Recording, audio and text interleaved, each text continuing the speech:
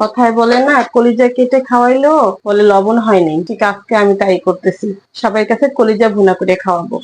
তাহলে একটা প্যান বসে দিয়েছি, দিয়ে দিচ্ছি তেল, দিয়ে দিচ্ছি কয়েকটা এলাচ, দিয়ে দিচ্ছি দারচিনি, দিয়ে দিচ্ছি 2টা তেজপাতা টুকরো করে কয়েক মিনিট তেলে ভেজে নিয়েছি। দিয়ে দিচ্ছি পেঁয়াজ কুচি, দিয়ে দিচ্ছি পরিমাণ মতো লবণ।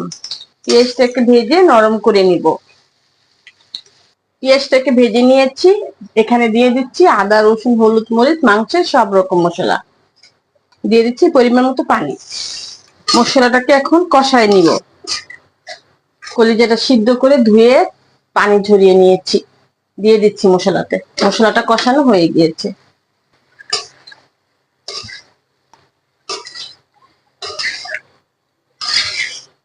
দিয়ে দিচ্ছি কয়েকটুকু আলু, আমার কাছে আলু খেতে খুবই ভালো লাগে। কলিজা ভুনার সাথে আলুটাকে মিলিয়ে দিব।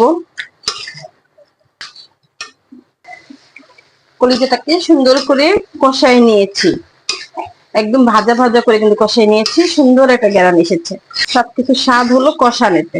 এই সময় যেটা কষানো সুন্দর হবে, ভালো হবে, সেটা কিন্তু স্বাদ অনেকটাই বেড়ে যায়। দিয়ে দিচ্ছি ঝোলের জন্য পানি। মাখা মাখা রাখবো, বেশি একটা পানি দিব না। ভাপ দেওয়া ছিল, তারপর আবার আমি এটাকে কষায় নিয়েছি। দিয়ে দিচ্ছি জিরার গুঁড়ো। আজকে রেসিপি কলিজা ভুনা। ভালো লাগলে লাইক কমেন্ট শেয়ার করে দিবেন। আল্লাহ হাফেজ।